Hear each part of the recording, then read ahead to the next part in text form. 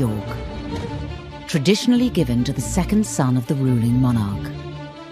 Being the youngest son, being the spare, is a really difficult role. There is no job spec.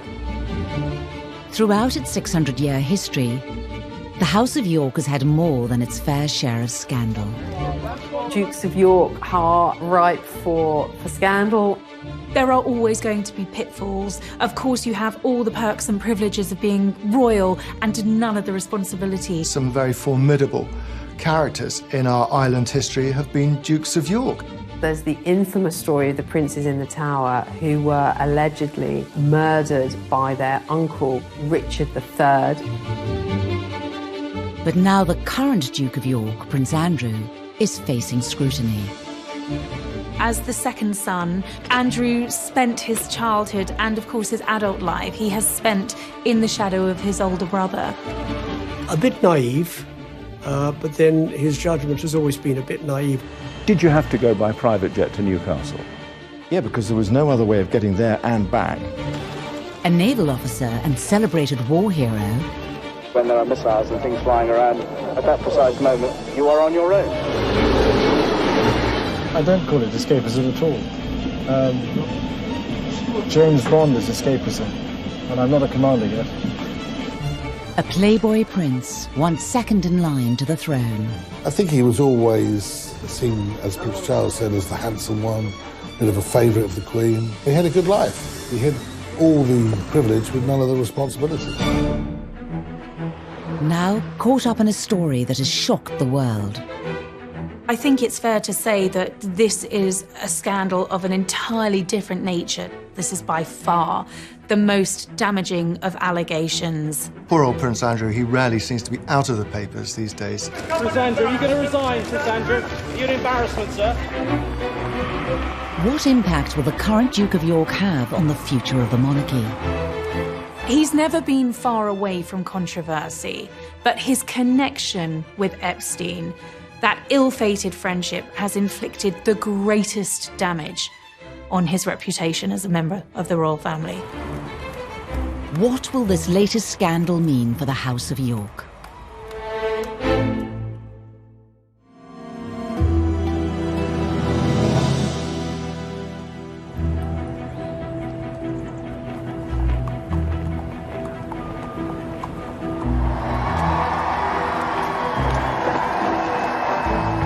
Within the Royal House of Windsor, there are several different titles traditionally bestowed by the monarch.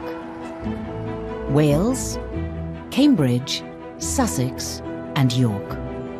The Duke of York, it's a very noble title. It's traditionally given to the sovereign's second son. Prince Andrew is the 11th Duke of York, and he's now at the centre of a media frenzy, following the suicide of disgraced financier Jeffrey Epstein. And there is an old saying out there that says, tell me who your friends are and I'll tell you who you are. Prince Andrew certainly isn't the first Duke of York to be at the centre of controversy. When one looks at second sons of monarchs, is that they are they're a heartbeat away, if you like, from the top role, the top job. Dukes of York have, over the course of history, been rather colourful characters. The title Duke of York goes back to the creation of the House of York in 1385 by Edmund of Langley. For over 80 years, the title was passed down through the male heirs until the House of York became a royal household. In 1461, during the War of the Roses, Edward, Duke of York, seized the British throne and became King Edward IV of England. He gave the title Duke of York to his second son, Richard, a tradition that has continued to this day. The first second son to have that title was Richard, Duke of York. And Richard, Duke of York, was right bang in the middle of the Wars of the Roses, at that time when the houses of York and Lancaster, both which had claims to the throne, were basically fighting for the throne. But Richard's life would be a short one after he disappeared in mysterious and macabre circumstances. There's the infamous story of the princes in the Tower who were allegedly murdered by their uncle, Richard III, the king in the car park, as many people know him. And allegedly, he killed his nephew in the Tower because he wanted to be king himself.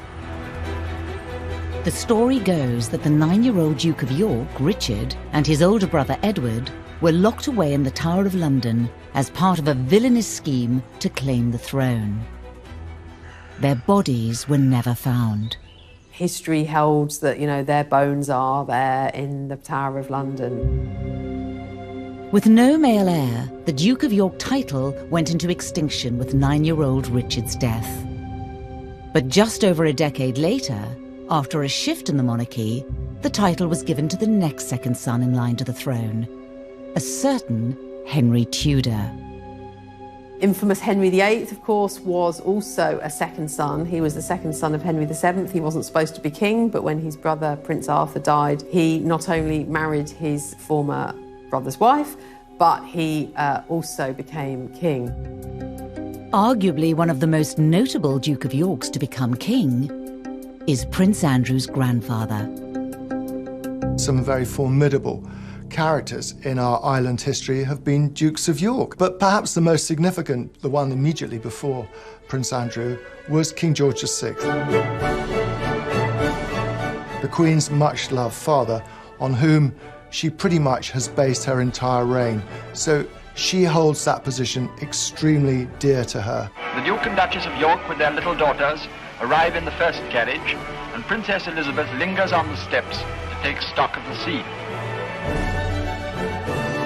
The abdication of Edward in 1936 paved the way for Albert, the Queen's father, to give up his title as the Duke of York and become King George VI. When the Duke of York realised that he was going to have to become king, he broke down and cried. As he said, I don't know anything about it. I haven't trained to do this job.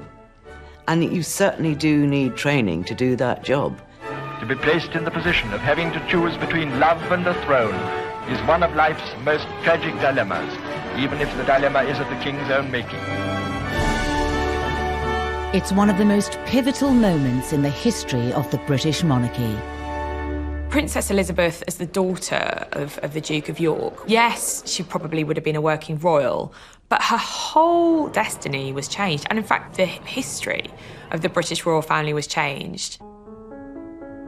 Over time, the Duke of York role has become known as the spare heir.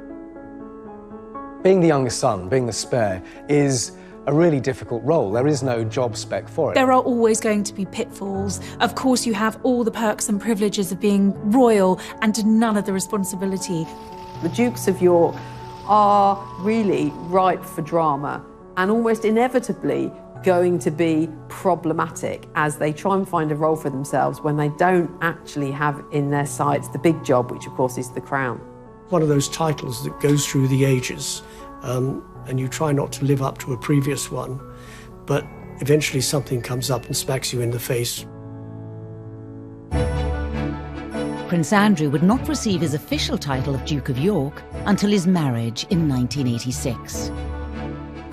But from birth, he was in the headlines, being the first child born to a reigning monarch for 103 years.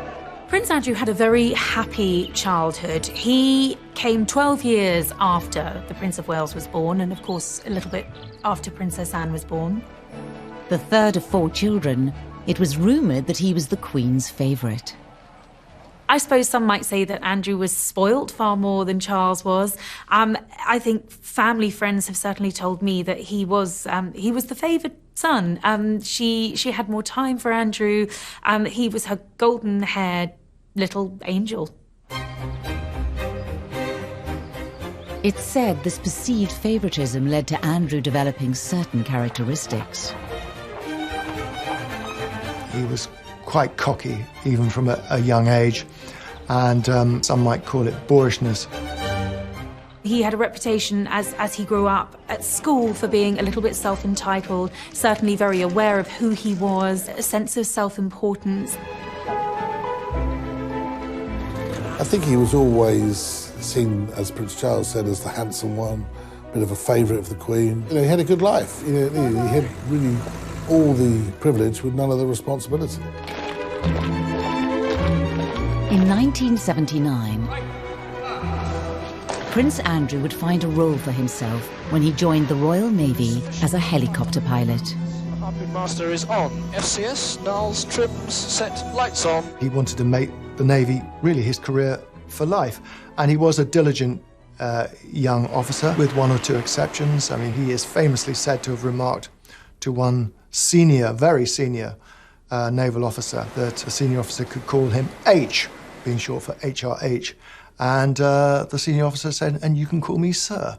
And that, again, it gives you an idea of what the young Andrew was like. Basically, what I'm here for is to work the ship up into aviation, and also myself back into the deck. And actually getting back on the deck on a dark night is quite exciting. He was a good naval officer, diligent, hard-working.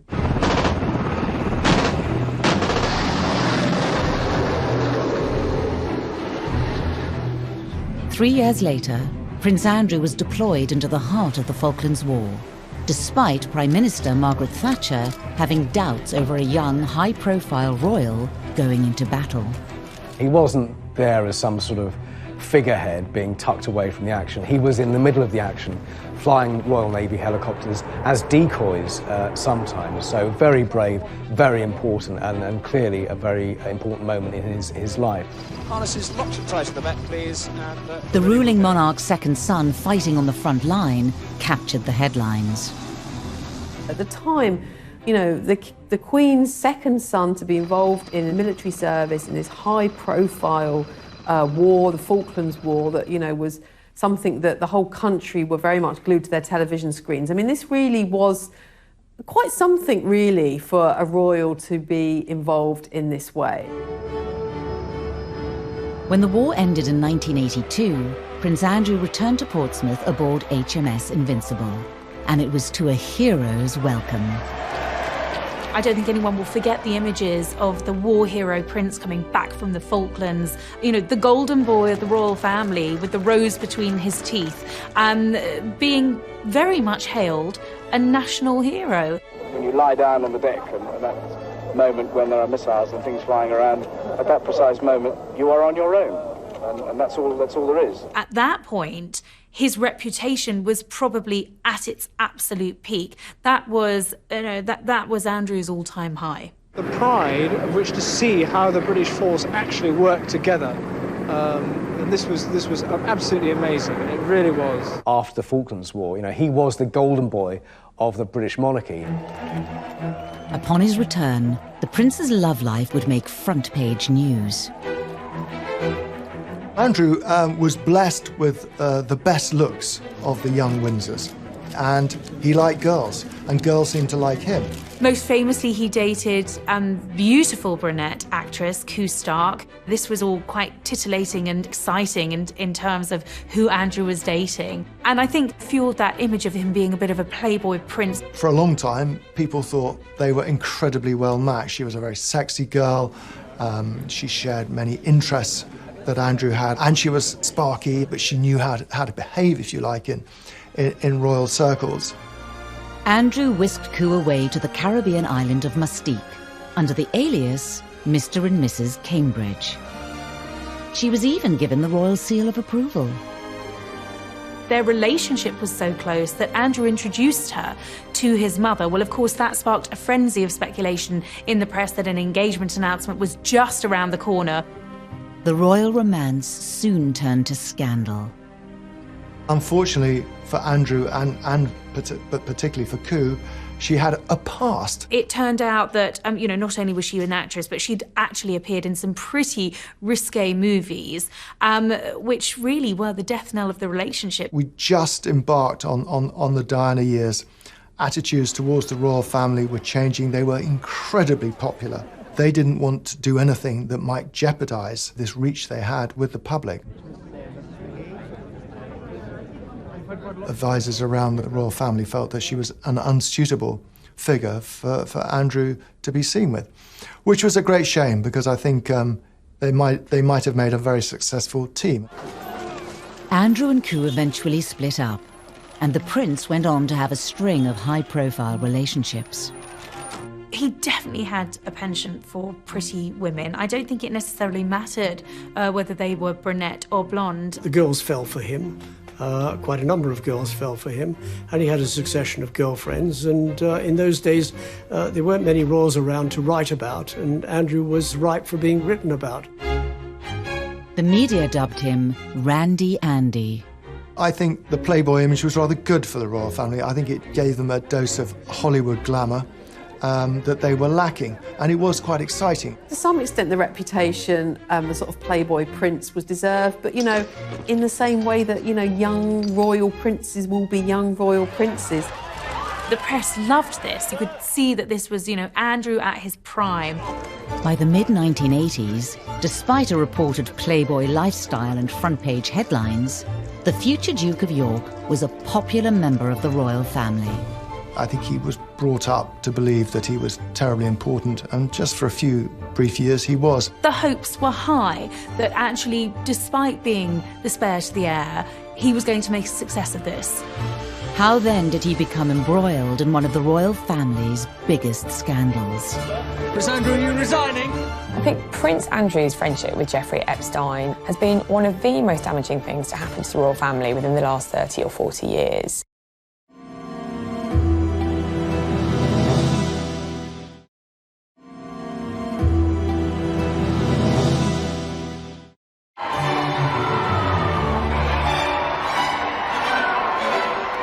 Members of the royal family are often given titles upon marriage, and Prince Andrew was no different.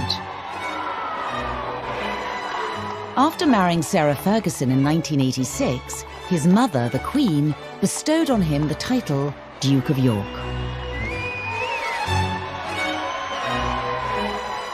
With the dukedom came a royal salary of around £300,000 a year.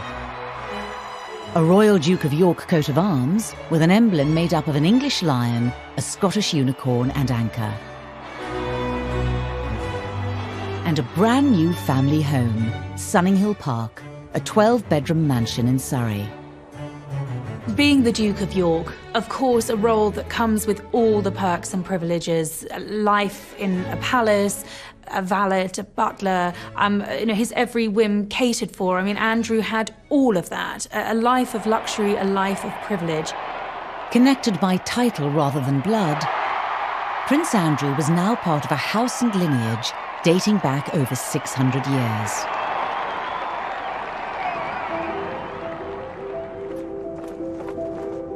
But his chapter as the Duke of York would not be free from scandal. In 1999, Prince Andrew was introduced to Jeffrey Epstein. This acquaintance would go on to result in one of the House of York's biggest controversies.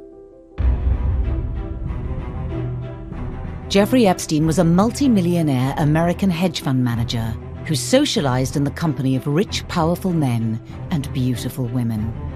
I think they became friends very quickly. Andrew has always been attracted to rich men and money, and Epstein was, by all accounts, a charismatic fellow. There's one thing in America that trumps cash. It's royalty. Epstein had the cash, Andrew had the cachet. And of course, Andrew was a real-life prince. Americans love British royalty. In 2008, Jeffrey Epstein was found guilty of procuring a person under the age of 18 for prostitution and went on to serve 13 months in prison. Prince Andrew's past meetings with Epstein before he was convicted were now under intense media scrutiny. Andrew would invite him to Balmoral, you know, the Queen's private home at Balmoral, invited him shooting at Sandringham, the Queen's private home in Norfolk. He went to Beatrice's 18th birthday party at Windsor Castle and, you know, was really kind of invited into the heart of British society. Many assumed that with Epstein having spent time behind bars, the Duke of York would cut all contact. What was so staggering was in 2011, after Epstein had been released from jail, Andrew was photographed walking with him. It was an extraordinary image. And the whole story and the scandal, if you like, about Andrew and his questionable tastes in friends really springs from that photograph. Andrew felt that he could still remain on amiable terms with Epstein. A bit naive, but then his judgment has always been a bit naive. It was around the time of Epstein's release that a photo of the Duke of York and Virginia Roberts, now Giuffre, appeared in the world's press. Although some close to the prince claimed it was a fake, and the story went quiet. 4 years later, things went from bad to worse for the Duke of York when Virginia Roberts implicated him in the growing sex scandal. Virginia Roberts claimed she'd been essentially recruited as a very young girl by Epstein, and Prince Andrew had slept with her 3 times. Prince Andrew strenuously denied all allegations, and the accusations were later thrown out of court after the judge ruled them immaterial and impertinent. At the moment, these are allegations. Nothing has been proven, and in this country, you are innocent until proven guilty. Nonetheless, allegations of this nature are incredibly damaging. Did you recover from this, sir? In 2015, with questions still looming over the Duke of York, he was forced to address the accusations during a royal engagement. Firstly, I think I must want, for the record, to refer to the events that have taken place in the last few weeks. And I just wish to reiterate and to reaffirm the statements which have already been made on my behalf by Buckingham Palace. This was one scandal that would not go away. In July of 2019, Jeffrey Epstein was charged with further counts of sex trafficking. He committed suicide in his cell whilst awaiting trial. With the eyes of the press back on Epstein and his associates, Prince Andrew once again became front-page news. This time it was a video from 2010, and like the photo in Central Park, it showed the Duke of York spending time with Epstein after the latter's conviction. A video of Andrew at Epstein's townhouse in Manhattan, where there was lots of comings and goings with young women. So the world is saying, how could he not have known what was going on? The Duke of York strongly denied any wrongdoing, but the press continued to ask serious questions of him. Members of the royal family have to be really careful about the company they keep, and I think that the main charge against Andrew is the company he has kept. He's guilty of one thing, and that's poor judgment, of going to see Epstein after he was convicted. The ultimate lack of judgment is having a friendship with Epstein at all. He sounds like an evil, dreadful pedophile. Prince Andrew's accusers were turning up the heat. In explosive scenes captured outside a New York courtroom in the summer of 2019, Virginia Roberts continued to accuse the Duke of York. On the steps of the court, Virginia Roberts said, and this is incendiary, said Andrew knows what he has done. He knows exactly what he's done, and I hope he comes clean about it. Thank you. That's what forced Prince Andrew into issuing his latest statement. The Duke of York chose to clarify the facts around his relationship with Epstein by issuing a statement. As well as being appalled by the alleged crimes, Prince Andrew claimed that he only saw Epstein once or twice a year, and that he did not see, witness or suspect any behavior of the sort that subsequently led to his arrest and conviction. I think he was trying to apologise. It just prolonged the story, made everything worse, and it raised a lot more questions. It does beg the question, well, why has it taken him 9 years to respond in the way he has? The photograph has been around and the allegations since before 2010. Why on earth didn't he say something then? In spite of the negativity in the press, Her Majesty the Queen has continued to stick by her son.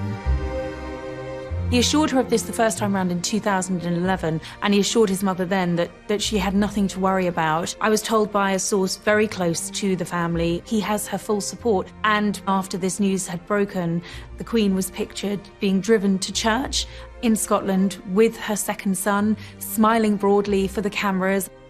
What better way, I suppose, to send out a very clear signal and show of support, the Queen was once again standing by her son. It certainly isn't the first time that the Queen's second son has had questions asked of him by the world's media. I think in royal circles there's a bit of a despairing and wringing of their hands because, you know, this wasn't just a one-off. There has been so many questionable decisions that Andrew has made, and there's a sense of for goodness sake, you know, when were you going to wise up? The comments that are made about an extravagant lifestyle and so forth. Is that fair? What is an extravagant lifestyle?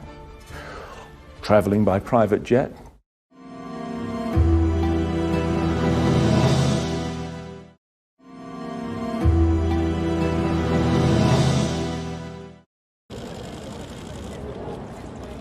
In 2019, the Duke of York, Prince Andrew, hit the headlines following the suicide of convicted paedophile Jeffrey Epstein. His association with Epstein was another controversy to add to the growing list that has plagued the House of York. Prince Andrew is not the first Duke of York to be mired in controversy, but I certainly think the Epstein allegations are perhaps some of the more serious in the history of Dukes of York. But this latest scandal isn't Prince Andrew's first brush with the press. In 2001, Prince Andrew stepped down from his military position in the Navy to take on a parliamentary role as the British Trade Ambassador. There was always the question of what next for the Duke, and this ticked all of the boxes. Andrew was determined to make a success of being trade envoy, and I think as an ambassador for Great Britain, certainly in those early days of that role, I think he did quite a good job. I mean, he certainly had pulling power. You would hear MPs saying that he was the greatest asset for Britain in terms of trade and industry, because frankly, you get a call saying, would you like to meet Prince Andrew, the Duke of York? Yes. Prince Andrew's royal profile opened many doors for British trade. Pretty impressive, 6,000 jobs and £1 billion worth of investment. I mean, that's not something to be sniffed at, is it? It isn't. And what's really encouraging about that is that that's gone into about 931 starting and scaling businesses, and 97% of those 931 are still operating today, and they're still growing. But some also feel that the Duke of York's new job came with other perks. Every June, every royal correspondent gets to go to Buckingham Palace to look through the royal accounts, and we all go straight to the travel document, because that's the one we all understand. How much the royal train costs, how much those private flights are costing. And year after year, he would be at the top of the list. Go out on a trade mission, either on a scheduled flight or in what used to be known as a Queen's Flight aircraft, and he'd do the business on behalf of British Trade International, and then he'd go off and get the golf clubs out the boot of the plane and go off and play golf. The Duke of York's frequent travel and mode of transport quickly garnered him yet another nickname.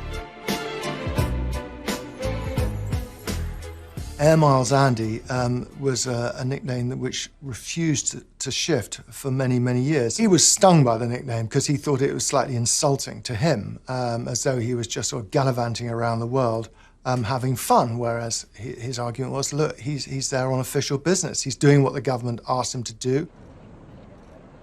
One year in particular, Prince Andrew cost the British taxpayer over £500,000. This was seen as not on, and quite frankly, it wasn't on. It's not the sort of things you do. If you go out and you're there doing a job of work on behalf of UK PLC, you do the job of work, you come home. If you want to go and play golf, and you make your own arrangements, get on an aeroplane and pay for the fare yourself and fly off. And unfortunately, he didn't do that. The Duke of York agreed to a one-to-one television interview. I am not doing this, as it were, for my own good. I am not getting any return for this. This is all done on behalf of the UK. It's not done on my behalf. If I was doing it, I wouldn't, as it were, allocate my time in this way. Can I ask you, as I inevitably must, about the criticism that is sometimes, even often, levelled at you in this job, the comments that are made about an extravagant lifestyle and so forth. Is that fair? What is an extravagant lifestyle?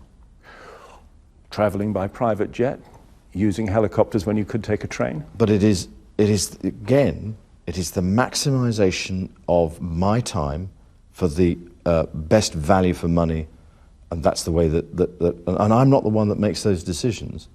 In truth, it became quite a problematic role for Andrew. I think he frequently found himself having to defend himself, having to defend the flights that he was racking up. That became an issue. That became more of the story than Andrew representing Britain overseas, and that was a problem. Did you have to go by private jet to Newcastle?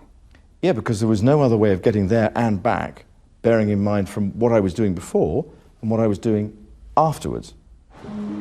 On top of the alleged travel perks, Andrew continued to be in the headlines. Once again, it was because of the company he was keeping. It was the meeting with the Gaddafis where I think eyebrows were raised. He entertained the ousted former president of Tunisia at Buckingham Palace. The fact that Andrew went out to foster these questionable relationships suggests that perhaps the allure of money, of wealth, of all of these offshore billions was incredibly appealing to Andrew. He's not good at picking his associates. He's not good at picking his, I won't say friends, but acquaintances. Bottom line, he's grown up in palaces and castles. He's the son of the Queen. He is used to a certain sort of lifestyle. So guess what? He mixes with people who have that similar sort of jet-setting lifestyle. Andrew has perhaps been rather naive and not really perhaps understood the kind of, at least the optics of some of what he has done. I think Andrew felt that he had this official role as trade envoy for the UK government and was doing a great job. He's very thin-skinned, and he takes any kind of criticism extremely personally and angrily, in fact. The press continued to question the Duke's suitability for the trade envoy role. I think the press became less supportive over the years. I think he was on the receiving end of quite a lot of criticism. Was it unfair? I would argue not, because I think some of the decisions Andrew made were bad decisions. Some of the business affiliations were not clever. It was at this moment, with huge pressure mounting on Prince Andrew's job, that the photo with Jeffrey Epstein in Central Park was released, sealing the trade ambassador's fate. He mixed business with pleasure, and if you're going to mix business with pleasure, be very careful about the pleasure that you mix with, and he wasn't. There was MPs who had described Andrew as the most glittering asset for Britain overseas. That was when those MPs then turned on the Duke and said, he's got to go. This is untenable. In 2011, Prince Andrew stepped down from his role as trade ambassador. I think that actually he felt it wasn't guilty of anything, but it was undermining his position as a trade ambassador and embarrassing the Queen and the Queen's government. And I think he felt it would be best if he just stepped aside at that time. And I think that it probably stopped the continual onslaught in the media, and that's probably what was needed. How are you today, sir? Within the Royal House of York, it's not just the Duke who has received negative publicity. By his side for many years was the Duchess of York, Sarah Ferguson, who was no stranger herself to scandal and controversy. Sarah has a very contagious personality. Andrew was very much drawn to her. It was the ultimate royal fairy tale in many ways, and then it all came unstuck.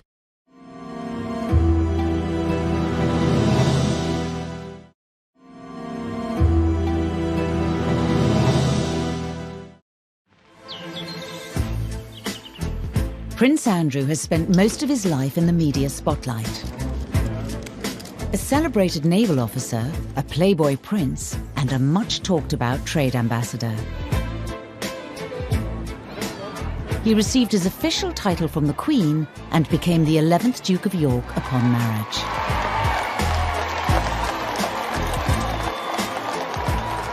Fergie and Diana were very good friends. Come on. And Diana was always trying to find a boyfriend for Fergie. And she came up with the idea of Andrew. Sarah Ferguson was typical jolly hockey sticks, daughter of an army officer, a polo player, skiing all over the Alps in the winter. She was always going to be an interesting addition to the royal family. And on top of that, she and Diana got on really well. Every June, when attending Royal Ascot, the Queen has a house party at Windsor Castle. And on this occasion, Diana invited Fergie, as she was known, with her freckles and red hair and outgoing, bubbly humour. And she and Andrew apparently got on extremely well, so much so that they were feeding each other profiteroles from the dining room table. It was at lunch, wasn't it? Yes. We were made to sit next door to each other at lunch at Ascot. Yes, and you made me eat chocolate profiteroles, which I didn't want to eat at all. I then didn't have them, so I got hit. The Queen was delighted. She has always really enjoyed Fergie's company. Fergie's a horsewoman. She loves dogs, she loves country life, and she's fun. She's a really special girl, and the Queen absolutely adored her. Before long, the couple had announced their engagement. Could I ask you then, Miss Ferguson, do you remember what he said? Absolutely. But I'm not telling you. There would have been a sigh of relief that Randy Andy's days of hitting the nightclubs were over. I mean, this was really the height of popularity for the royal family, the wedding of Charles and Diana, William and Harry being born, and then it was Andrew and Fergie. The press were hugely interested in Andrew and Sarah. They were tactile, they were loving, they were everything that Charles and Diana weren't. They were a great story. In 1986, just 5 months after becoming engaged, the pair married at Westminster Abbey. Prince Andrew and Sarah Ferguson became the Duke and Duchess of York. I think what was so exciting for the press during this period of those royal marriages was that for the first time they had the original Fab Four. You know, you had Andrew and Fergie, Charles and Di, these two very glamorous women. They were out there on the world stage. And I think at that period, you know, the future was very sunny and very bright for the royal family. The couple were whisked away on royal tours of Canada and North America, where the Duchess made quite an impression. What I remember about that in particular was that she was very articulate and seemed to handle herself well. I could not go through a whole tour, letting my darling husband of a year and a day do all the public speaking. So we agreed, for once, that I should have the last word tonight. I think Andrew was very proud of her. I mean, she complimented him, if you like, in a way. She rubbed off some of his rougher edges. I mean, he was still a slightly abrasive character. She was good for him, yeah. One of the royal couple's stops was Hollywood.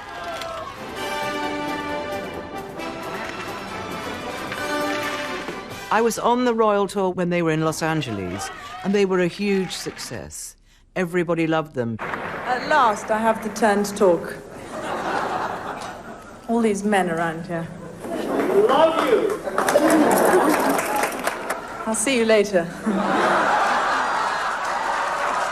Fergie appeared in different little outfits and had different bows in her hair, and it was all quite over the top. I'm so amazed by Los Angeles and the welcome that you've given us and me. But I never forget that the only reason I'm here is because I'm married to the Duke of York. There was a big reception and all the sort of LA crowd, and Fergie and Andrew really did well there. By 1990, the couple had welcomed 2 children, Beatrice and Eugenie. But cracks were beginning to form in their marriage. Fergie was finding life at the palace extremely difficult. She was being criticised hugely at this stage of her life. She didn't have Prince Andrew at her side because he was away doing his naval duties. So things just really started to break down. Captain. Good evening, sir. Red 30 Ranger, 6 miles. As well as the royal tours, Prince Andrew was still serving as a naval officer, spending more and more time away from his family. Captain Roger, yes, thank you very much. As a commanding officer, you can, on occasions, get extremely lonely and isolated if you're not careful. It's terrible. I mean, you're going away and leaving what you love behind. It's a fantastic job. All three services, a fantastic job for a single man. It's getting less and less so for a married man. I don't call it escapism at all. James Bond is escapism, and I'm not a commander yet. Sarah was basically a single mother at home with raising 2 children, and it put a huge strain on the relationship. The couple's marriage was under intense media scrutiny. Rumours of affairs began to circulate in the press. Fergie was seeing a man called Steve Wyatt, and it seemed so soon after the marriage, and yet there was already talk that the marriage was in great difficulty. She felt neglected by her own husband. She was being given a really hard time by the press. I think she was incredibly vulnerable. Speculation continued for months until the Duke and Duchess of York were forced to make an announcement. When Andrew and Sarah announced their separation in early 1992, very rapidly she was seen to be involved with a man who was euphemistically described as her financial advisor. A royal separation was only the start of the controversy for the Duke and Duchess of York, after now infamous photos of Sarah Ferguson were released in the media. I was with John Bryan the night the pictures appeared in one of the tabloid newspapers, and I'd gone to his flat with the Daily Mirror, and he phoned Fergie, and I could hear him talking to her, and you know, he's saying it's bad, it's worse than we thought. They managed to get pictures of her on a sunbed, and she was having her toes sucked by her financial advisor. These pictures were compromising, they were embarrassing, you know, shameful for Fergie. Things quickly went from bad to worse for the Duchess of York. Poor Fergie, the following day, she had to go down to breakfast at Balmoral Castle, where all the papers were all laid out, as they always are every day, on a sideboard, and she had to sit there, and sort of the humiliation must have been awful for her. She fled Balmoral in tears, and she didn't return for a very long time. Sarah Ferguson was really cast to the outer darkness. It was the final nail in the coffin for Andrew and Sarah. The Duke and Duchess of York's relationship troubles were publicised the world over. Combined with other royal scandals, 1992 would prove to be a year that would haunt the Queen. It has turned out to be an annus horribilis. I suspect that I'm not alone in thinking it so. The 1990s was a series of disasters, 1992 being the worst year in terms of royal breakups, 3 royal marriages, 3 of the Queen's children separated in 1992. Princess Anne divorced, Andrew and Fergie separated, Charles and Diana separated. Not only were her children's marriages deteriorating, but they were being played out in the press in the most lavish, spectacular fashion. It culminated in that famous speech that she gave in which she described 1992 as her annus horribilis, her horrible year, her worst year, if you like. 4 years later, Sarah Ferguson and Prince Andrew finally divorced. Although no longer considered a royal, she was allowed to retain her title as the Duchess of York. Many thought their separation would bring an end to the media frenzy circulating the House of York. You know, Diana took millions from her divorce with Charles. Fergie took pretty much nothing. So Fergie is constantly chasing her tail and running out of money, and so she goes to more and more desperate means she became a bit of a liability to Prince Andrew, and therefore I think he realised, and certainly the royal family would have realised, that, you know, while she still had these debts, she was a massive liability. Despite her divorce from Prince Andrew, in the late 1990s, Sarah Ferguson, the Duchess of York, embarked on an unofficial tour of the United States. She got involved with Weight Watchers. She seemed to be basically doing anything she could to earn a living, make some money. She had huge debts. She would spill her thoughts or her emotions in front of anybody who would listen to her. She became a kind of darling on the Oprah Winfrey kind of circuit in America. And this was exactly what a royal, even a sort of ex-royal, should not be doing. And she really did cause embarrassment to the royal family. Prince Andrew also found himself back in the headlines after he sold the marital home, Sunninghill Park in Surrey. The 12-bedroom country residence had been a gift from Her Majesty the Queen. He wanted to get it off his hands, and it was on the market and wasn't selling. And then, lo and behold, it was bought by one of the contacts he'd made through his travels, the son-in-law of the then president of Kazakhstan. And this generous individual not only bought the house, but he bought it for £3 million more than the asking price. It provoked many questions as to why. The answer has never satisfactorily been given. At the time, a spokesman for Prince Andrew said there was never any arrangement or impropriety, and that £12 million was a guide price, not an asking price. In 2010, rumours of bankruptcy for Sarah Ferguson began circulating in the press. And the Duchess of York became part of a huge sting from the news of the world, as seen here in a secret video recording.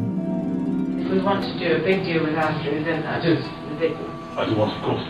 Okay, of course. So you 500,000. The fake shake for the news of the world got lots of exclusives, filming people agreeing to stuff or taking money, and the cash for access story with Fergie was incredibly damaging.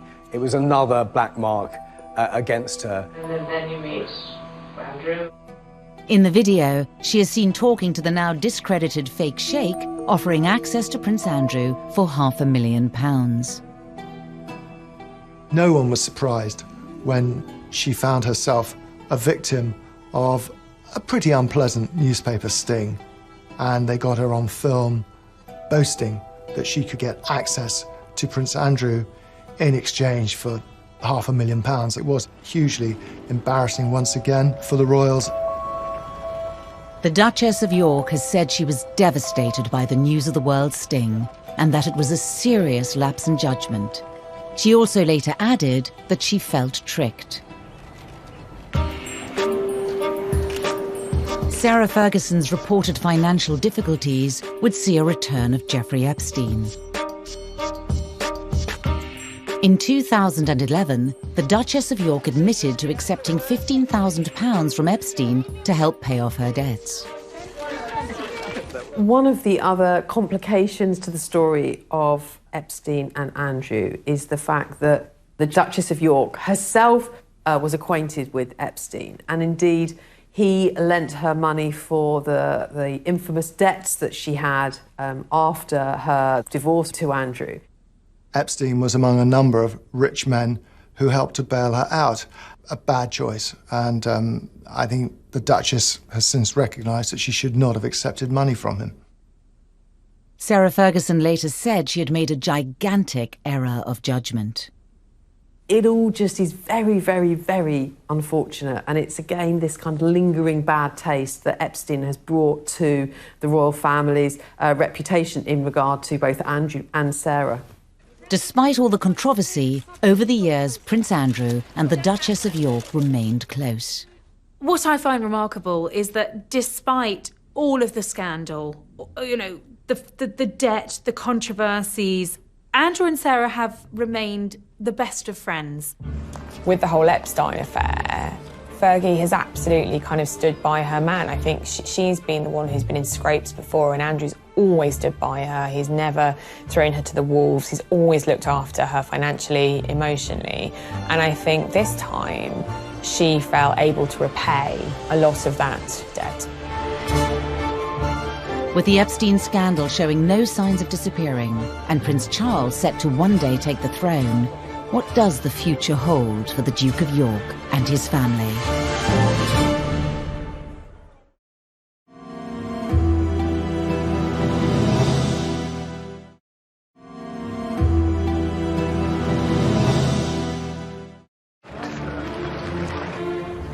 Over the years, the House of York has been embroiled in damaging scandals, none more so than the association with disgraced financier Jeffrey Epstein. I think that Andrew's judgment is probably clouded partly by the life he's led, his upbringing. He's been protected from the world. And royal insiders say that the whole affair has impacted Andrew's relationship with his older brother Charles, who as future king will have ultimate say over the future of the British monarchy and Andrew's role.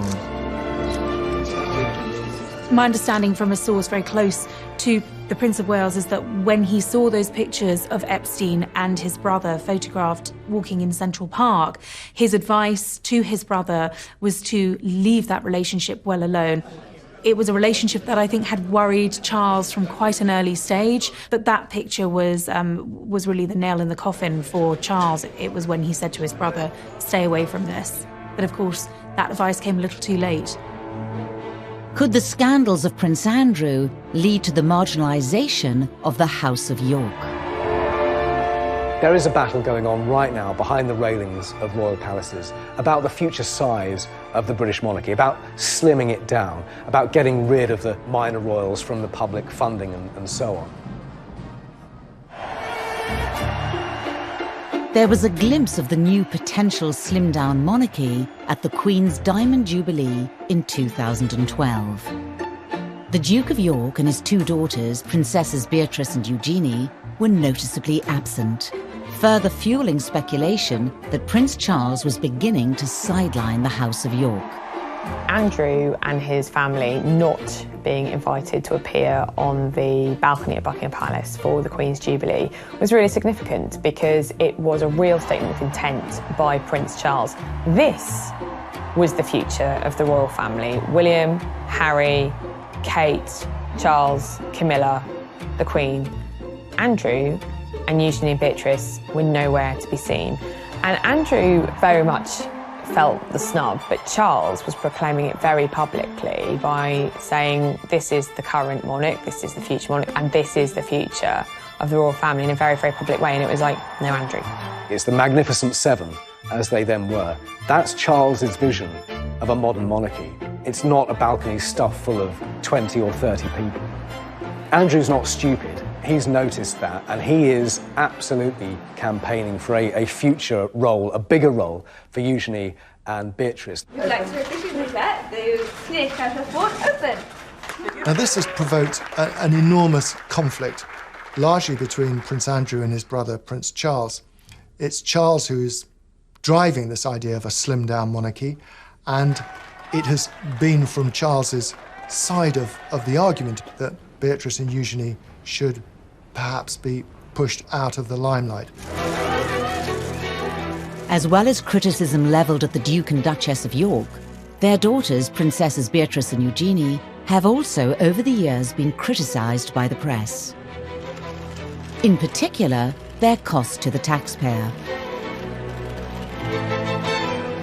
As royal princesses, they'd had full-time wraparound royal protection. Royal protection, armed police officers, is a very expensive business. It's a necessity for frontline members of the royal family, but where the public began to question the costs involved in security were particularly about Beatrice and Eugenie. The public kicked up and said, you know, this is ridiculous. Beatrice is travelling all over the world on exotic holidays. Why should we pay police protection? Which is quite right. And it's like, well, why are we paying for this when she's not going to be a future working royal? And so Andrew, under a lot of public scrutiny, was forced to pay for it himself. He was not very happy. Money was stopped in 2011 to pay for all these police protection officers for both girls, and then they lost the sovereign grant, which meant they would not get money paid out of the sovereign's purse because they weren't going to do royal duties. It was decided that the working members of the royal family would be limited to the 4 children of the Queen and then Charles's children, the heirs' children, because it was decided that we didn't want to have too big a drain on the sovereign grant. But Andrew wanted both his daughters to be working royals. I think he wanted the status for them.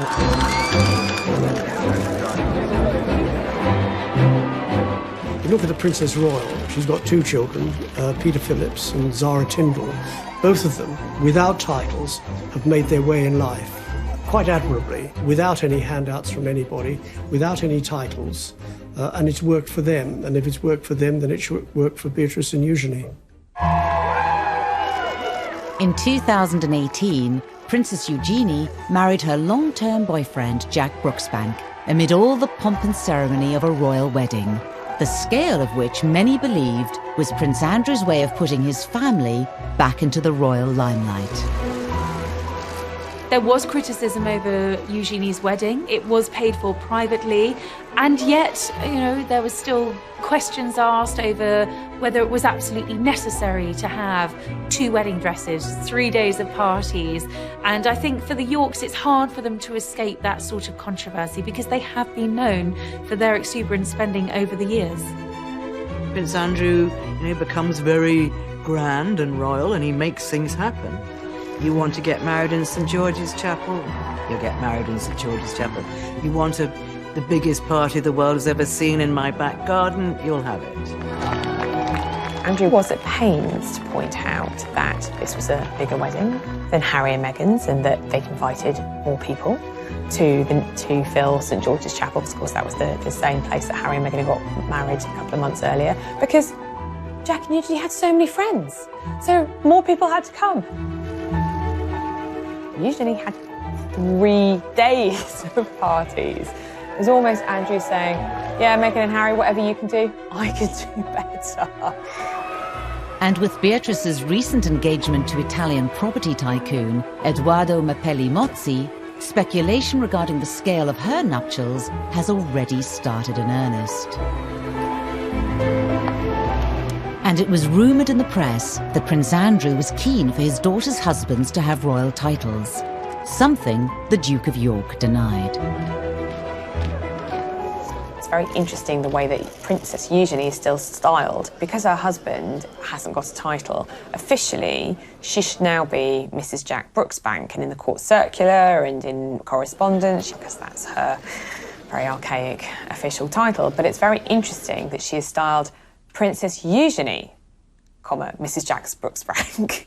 So I think that was very much a sign from Prince Andrew that his daughter should be remembered, that she's still a princess. Despite Prince Andrew's best efforts to keep the House of York front and centre, what will the Epstein scandal mean for the Duke of York?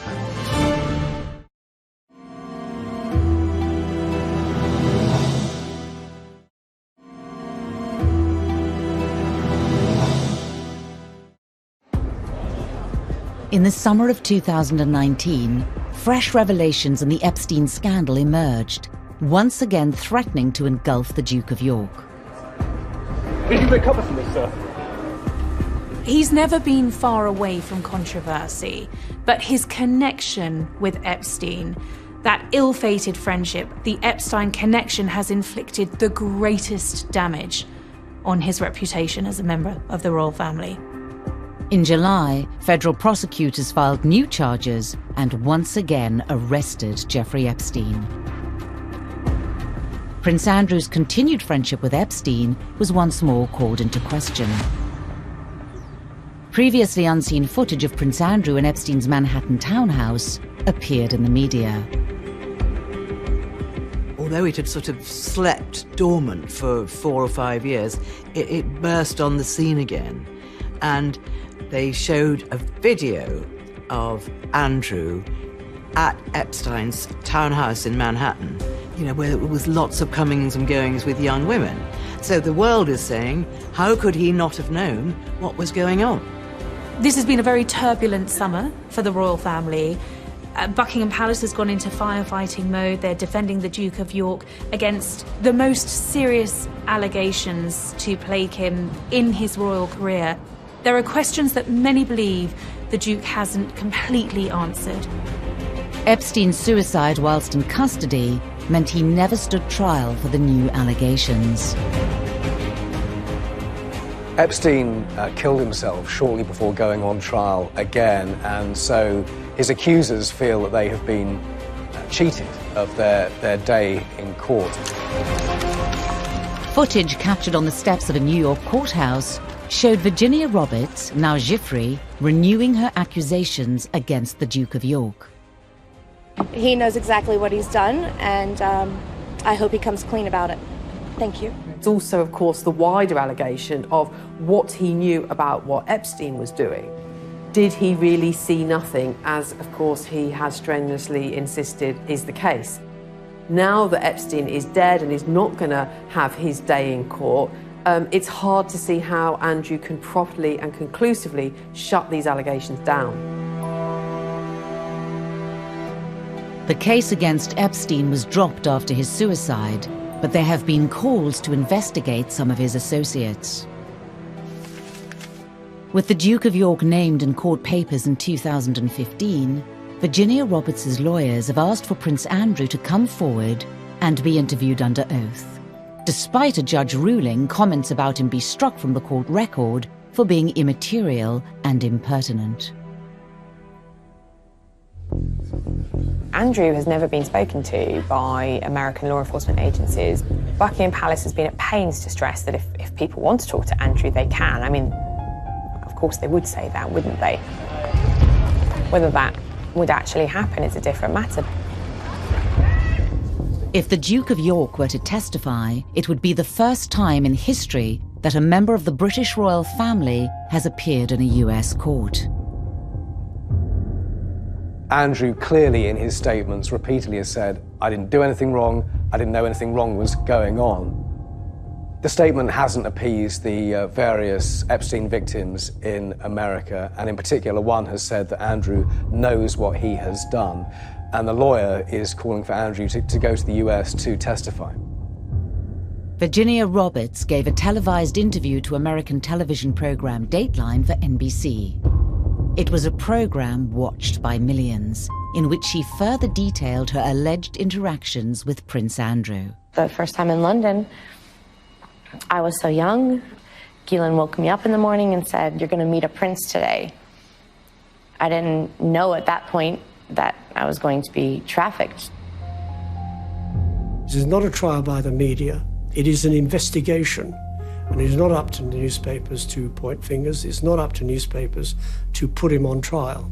It is up to the Americans, as and when they have a case. Will he be a hostile witness to the FBI inquiry? Will he be dragged into some court case in America? That seems less likely.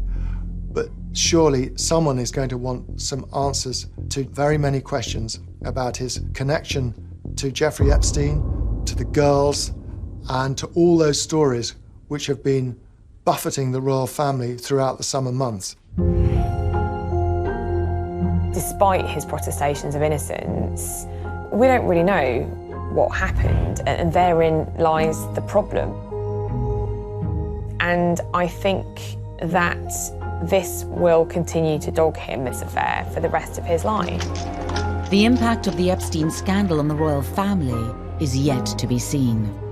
The royal family are, by their very nature, loyal to one another, and they close ranks and support each other. But Prince Andrew is testing that policy and that loyalty and, family ties absolutely to the limit. The royal family, over the centuries, have been involved in all sorts of allegations, innuendo, scandals, and they have survived. They've survived for over 1,000 years, and they will continue to survive. Individual members of the royal family are not involved in this, only Prince Andrew. As Prince Andrew's future is discussed and speculated upon in every quarter, the title Duke of York is itself facing an unknown future.